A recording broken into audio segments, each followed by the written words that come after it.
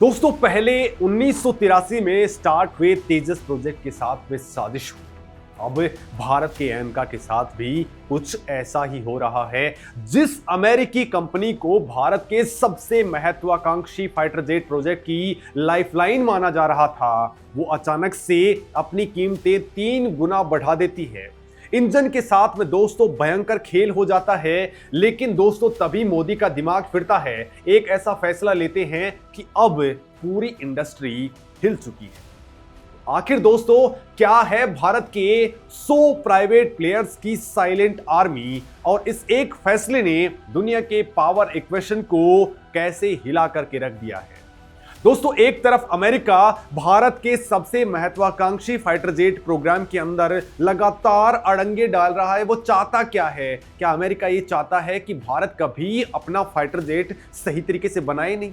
और दूसरी तरफ दोस्तों भारत ने गुपचुप तरीके से एडवांस आर्मी आखिर क्यों तैयार कर ली है, जो भारत के एविएशन सेक्टर का इतिहास हमेशा के लिए बदलने का मादा रखती है।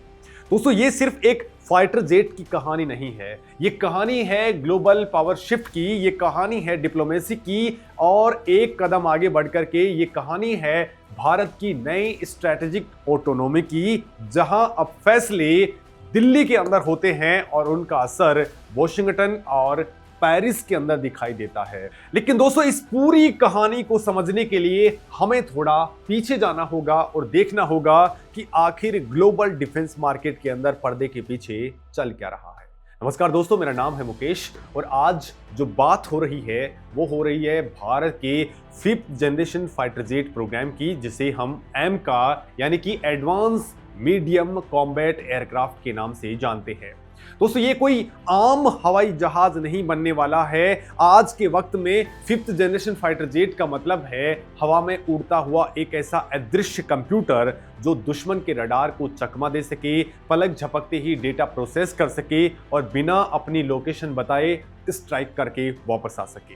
दोस्तों इस पूरी दुनिया के अंदर चुनिंदा देश ऐसे जेट्स बना पाए हैं। भारत के लिए यह प्रोजेक्ट सिर्फ एक डिफेंस रिक्वायरमेंट नहीं है, बल्कि यह देश की टेक्नोलॉजिकल सॉवरेनिटी यानी तकनीकी संप्रभुता का प्रतीक है। लेकिन जब भी कोई देश इस लेवल की टेक्नोलॉजी हासिल करने के करीब पहुंचता है तो ग्लोबल सुपर पावर्स बेचैन होने लगते हैं, और यही बेचैनी अब अमेरिका के खेमे में साफ दिखाई दे रही है। दोस्तों यहीं पर कहानी सबसे इंटरेस्टिंग हो जाती है। जब एमका का डिजाइन फाइनल किया जा रहा था तब इसके पहले चरण यानी कि एमका मार्क 1 और तेजस मार्क 2 के लिए भारत ने अमेरिका की जानी मानी कंपनी जीई एरोस्पेस के F414 इंजन को चुना था। उस वक्त सब कुछ ठीक लग रहा था, विमान का पूरा ढांचा, उसका एयर इनटेक, उसका सेंटर ऑफ ग्रेविटी, सब कुछ इसी अमेरिकी इंजन के आकार और उसके वजन के हिसाब से डिजाइन कर लिया गया था। डिफेंस की भाषा में इसे डिजाइन फ्रीज करना कहते हैं। इसका मतलब है कि अब अगर आप इंजन बदलते हैं तो आपको पूरा फाइटर जेट का डिजाइन दोबारा से बनाना पड़ेगा। इसमें कई साल और लग जाएंगे और करोड़ों डॉलर का एडिशनल खर्च भी आ जाएगा। और दोस्तों अब जरा ध्यान से समझिए, क्योंकि यहीं पर अमेरिका पूरा गेम पलटने की कोशिश करता है। दोस्तों जैसे ही अमेरिका को एहसास हुआ कि भारत अब इस डिजाइन के अंदर लॉकिंग कर चुका है, लॉक कर दिया इसको और पीछे अब नहीं हट सकता, अब जो अमेरिका की जी एरोस्पेस है उसने अपना रंग दिखाना यहां पर शुरू कर दिया। जो इंजन पहले लगभग 70 से 80 करोड़ रुपए प्रति यूनिट की कीमत पर फाइनल होने वाला था, अचानक से उसकी अनुमानित कीमत ही 200 करोड़ के पार पहुंचा दी गई, यानी सीधे कीमत के अंदर 3 गुना के करीब इजाफा कर दिया गया। दोस्तों बात सिर्फ पैसों तक सीमित नहीं थी।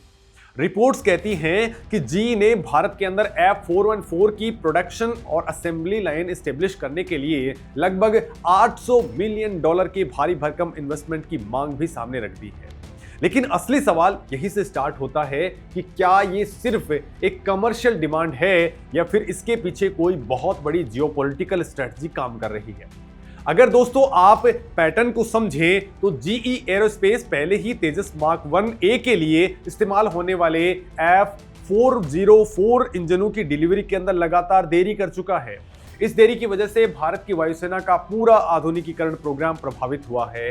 दोस्तों डिफेंस एक्सपर्ट्स का कहना है कि अमेरिका इस इंजन डील का इस्तेमाल करके भारत के ऊपर दबाव बनाने की कोशिश कर रहा है। वो जानता है कि अगर भारत को अपना एम का प्रोजेक्ट तय समय पर पूरा करना है तो उसे ये कीमत चुकानी ही पड़ेगी। बाहर से ये सिर्फ एक बिजनेस डील दिखती है, लेकिन अंदर से ये एक बहुत बड़ा प्रेशर टैक्टिक है ताकि भारत अपनी डिफेंस सप्लाई चेन के लिए हमेशा वेस्टर्न कंट्रीज के ऊपर डिपेंडेंट रहे। लेकिन दोस्तों, वो कहते हैं ना कि जहां दुनिया प्रेशर देखती है, भारत वहां अपॉर्चुनिटी पड़ता है। मोदी सरकार और भारत के डिफेंस प्लानर्स को ये बात बहुत अच्छे तरीके से समझ में आ गई कि अगर भविष्य की जंग जीतनी है तो किसी एक देश के भरोसे नहीं बैठा जा सकता। भारत अब रिएक्शन देने वाला देश नहीं है, बल्कि इक्वेशन बदलने वाला देश बन चुका है। जैसे ही अमेरिका ने इंजन को लेकर के आनाकानी स्टार्ट की, भारत ने अपना मास्टर स्ट्रोक खेलना स्टार्ट कर दिया और ये मास्टर स्ट्रोक था यूरोप के दरवाजे को खटखटाना। दोस्तों, भारत की इस कूटनीति का असर ये हुआ कि यूरोप के दो बड़े दिग्गज फ्रांस और ब्रिटेन भारत के सामने शानदार ऑफर्स लेकर के लाइन में लग गए। ये ग्लोबल डिप्लोमेसी की एक बहुत बड़ी जीत है। एक तरफ अमेरिका पुराने इंजनों के लिए नखरे दिखा रहा था, वहीं ब्रिटेन की मशहूर कंपनी रोल्स रॉयस ने भारत को एम का मार्क II के लिए एक बिल्कुल नया 110 से लेकर के 130 किलो न्यूटन थ्रस्ट का इंजन साथ लेकर के बनाने का प्रपोजल दे डाला।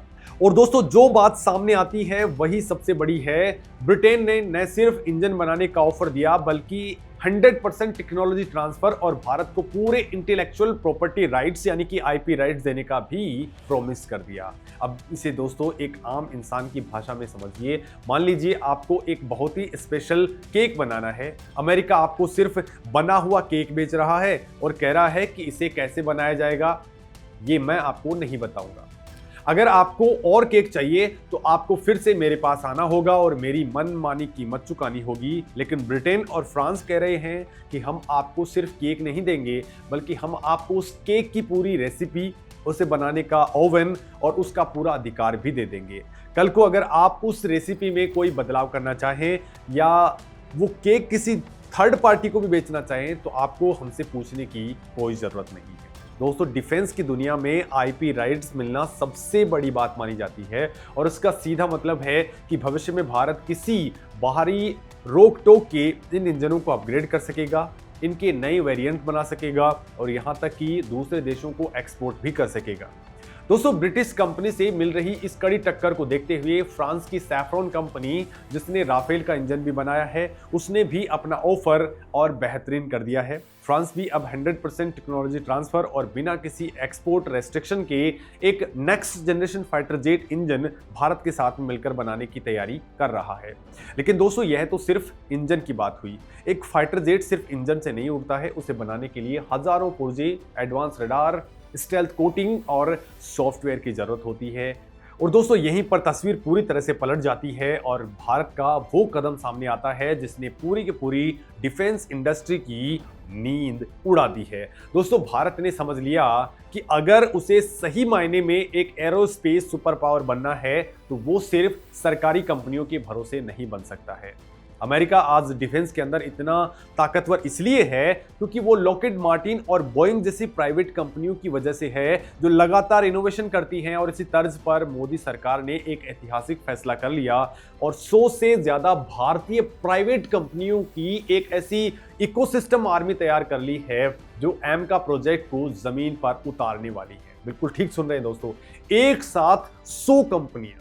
ये कोई छोटी मोटी बात नहीं है। हाल ही में दोस्तों, मिनिस्ट्री ऑफ डिफेंस ने प्राइवेट सेक्टर के 3 शॉर्ट लिस्टेड कंसोर्टिया यानी कि कंपनियों के समूह को रिक्वेस्ट फॉर प्रपोजल जारी किया। दोस्तों, भारत के एविएशन इतिहास के अंदर ये पहली बार है जब प्राइवेट इंडस्ट्री को फ्रंटलाइन कॉम्बैट जेट के प्रोटोटाइप बनाने के लिए लीड करने का न्योता दिया गया है। दोस्तों, इससे पहले हमारे ज्यादातर लड़ाकू विमान प्रोग्राम्स सिर्फ सरकारी संस्थाओं के ऊपर डिपेंडेंट हुआ करते थे, जिसके कारण अक्सर देरी और लाल फीताशाही देखने को मिलती थी। लेकिन अब गेम पलट चुका है। इस नए डिफेंस इकोसिस्टम के अंदर भारत की दिग्गज कंपनियां अपनी पूरी ताकत झोंक रही हैं। 5th जनरेशन स्टेल्थ प्लेटफॉर्म बनाने के लिए जिस तरह की सटीकता और तकनीकी चाहिए, उसे हासिल करने के लिए अलग अलग क्षेत्रों की विशेषज्ञ कंपनियों को मोर्चे पर लगाया गया है। दोस्तों, सबसे पहले बात करते हैं एयर फ्रेम और कंपोजिट स्ट्रक्चर की। तो दोस्तों, किसी भी स्टेल्थ जेट की सबसे बड़ी खासियत होती है उसका रडार से बचना और इसके लिए विमान के ढांचे को बेहद सटीक होना जरूरी होता है। इस काम के अंदर Tata advance systems, Larsen and Toubro और डायनेमेटिक टेक्नोलॉजी जैसी कंपनियां लीड करने वाली हैं। आपको जानकर के हैरानी होगी कि एमका का 60% से ज्यादा हिस्सा एडवांस कंपोजिट मटेरियल से बना होगा। इसके बड़े पैमाने पर बनने की जिम्मेदारी किनेको एरोस्पेस और टाटा एडवांस मटेरियल जैसी कंपनियों को दी जा रही है। लेकिन एक फाइटर जेट तब तक घातक नहीं बनता जब तक उसके पास में दुश्मन के मीलों दूर से देखने और परखने की क्षमता नहीं होती है। इसके लिए जरूरत होती है एडवांस सेंसर्स, रडार्स और इलेक्ट्रॉनिक वॉरफेयर सिस्टम्स की। एमका की आंख और कान तैयार करने के लिए सरकारी संस्था LRDE के साथ में एक एक्स्ट्रा माइक्रोवेव डेटा पैटर्न्स और अल्फा डिजाइन टेक्नोलॉजी जैसी प्राइवेट इनोवेटर कंपनियां दिन रात काम कर रही हैं। ये कंपनियां ऐसे रडार वार्निंग रिसीवर्स और सेल्फ प्रोटेक्शन सूट्स बना रही हैं जो आधुनिक युद्ध में हवा के ऊपर भारत का दबदबा तय करेंगी। जो बात इस फैसले को सबसे ज्यादा खास बनाती है वो है मिशन सिस्टम्स और एवियोनिक्स का स्वदेशीकरण। दोस्तों, आज के जेट्स मैकेनिकल मशीनों से ज्यादा उड़ते हुए सॉफ्टवेयर हैं। सॉफ्टवेयर डिफाइंड आर्किटेक्चर अब सबसे ज्यादा इंपॉर्टेंट हो गया है। भारत के leading private players mission computers, display systems और डेटा मैनेजमेंट के लिए जरूरी हार्डवेयर तैयार कर रहे हैं। इससे सेंसर फ्यूजन और नेट सेंट्रिक वॉरफेयर की कैपेबिलिटी मिलेगी। दोस्तों, आसान भाषा में समझे तो हमारा जेट बाकी जेट्स, ड्रोन्स और ग्राउंड स्टेशन से लगातार बात कर सकेगा और पलक झपकते ही दुश्मन की हर हरकत का डेटा पायलट की स्क्रीन पर ला करके रख देगा। इसके अलावा फाइटर जेट को भयंकर दबाव और तापमान सहना होता है। इसके लिए टाइटेनियम अलॉय और सुपर अलॉय जैसी हाई परफॉर्मेंस मटेरियल की जरूरत पड़ती है। दोस्तों, मिधानी जैसी संस्थाओं के साथ में प्राइवेट प्रिसीजन इंजीनियरिंग फर्म्स को ये जिम्मेदारी सौंपी गई है कि वो लैंडिंग गियर और फ्लाइट कंट्रोल एक्चुएशन सिस्टम के लिए बेहद खास ऊर्जा सप्लाई करें। और इंजन के मोर्चों पर भले ही शुरुआती प्रोटोटाइप के अंदर अमेरिकी GE F414 इंजनों का इस्तेमाल होना है, लेकिन भारत भविष्य की तैयारी अभी से कर रहा है।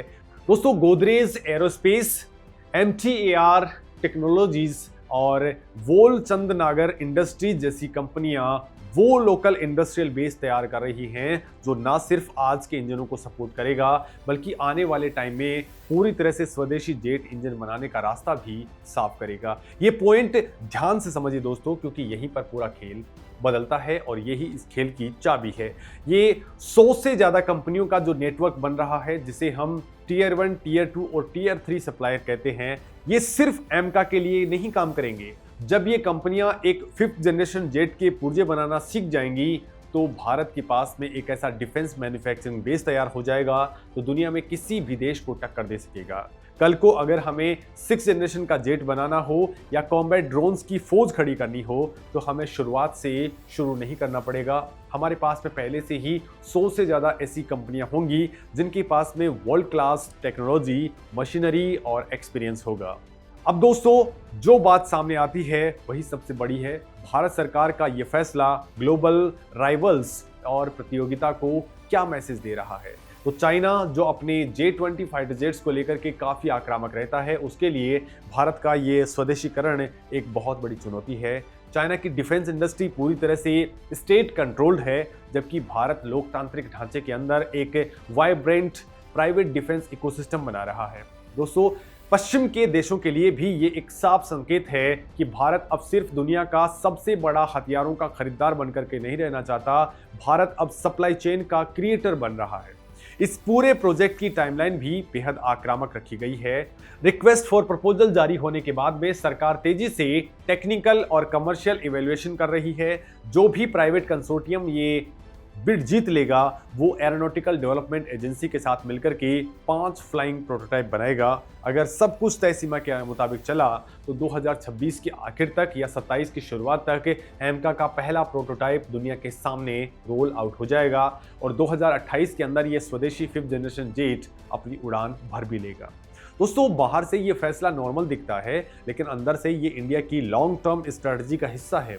भारत अभी एक बड़े एयर स्पेस धर्म संकट से जरूर जूझ रहा है। एमका मार्क 1 के लिए भारत मजबूरी में ही सही, लेकिन जीई एरोस्पेस के साथ में बहुत ही आक्रामक मोलभाव कर रहा है ताकि प्रोजेक्ट में ज्यादा देरी ना हो। दोस्तों, भारत जानता है कि शॉर्ट टर्म के अंदर उसे इस अड़चन को पार करना ही होगा, लेकिन लॉन्ग टर्म विजन बिल्कुल साफ है। एमका मार्क 2 के लिए यूरोपीय ऑफर का मूल्यांकन इसी कूटनीतिक दबाव का हिस्सा है। भारत अमेरिका को ये जता रहा है कि अगर तुमने ज्यादा नखरे दिखाए तो हमारे पास में ऑप्शंस मौजूद हैं और हम अपनी पूरी सप्लाई चेन को यूरोप की तरफ शिफ्ट करने से नहीं हिचकिचाएंगे। दोस्तों, ये नया भारत शोर कम करता है लेकिन इंपैक्ट सीधा छोड़ता है। आज से 20 साल पहले कोई सोच भी नहीं सकता था कि भारत अपनी प्राइवेट कंपनियों के ऊपर इतना ज़्यादा बड़ा दांव लगा देगा, लेकिन आज टाटा, एल&टी और दर्जनों स्टार्टअप्स मिलकर के एक ऐसा डिफेंस आर्किटेक्चर तैयार कर रहे हैं जो आने वाले 50 सालों तक भारत की सुरक्षा की गारंटी बनेगा। एमका सिर्फ एक एयरक्राफ्ट नहीं है, ये भारत की टेक्नोलॉजिकल सॉवरेनिटी के अंदर किया गया एक बहुत बड़ा लॉन्ग टर्म इन्वेस्टमेंट है। दोस्तों, जब ये जेट अपने इंटरनल वेपन्स भी अत्याधुनिक सॉफ्टवेयर और स्टेल्थ कैपेबिलिटी के साथ में आसमान में उड़ेगा तो ये सिर्फ एक मशीन नहीं होगी बल्कि 140 करोड़ भारतीयों के आत्मविश्वास की उड़ान भरेगा। दोस्तों, ये प्रोजेक्ट भारत की घरेलू इंडस्ट्री को मजबूर कर रहा है कि वो कॉम्प्लेक्स इंटीग्रेशन की चुनौतियों का सामना करें और उसके अंदर महारत हासिल करें। लेकिन असली ट्विस्ट अभी बाकी है। दुनिया अभी भी इस बात का अंदाजा नहीं लगा पा रही है कि भारत का ये डिफेंस इंडस्ट्रियल कॉम्प्लेक्स एक बार पूरी तरह से एक्टिवेट हो गया तो ग्लोबल हथियार बाजार पर इसका क्या असर पड़ेगा।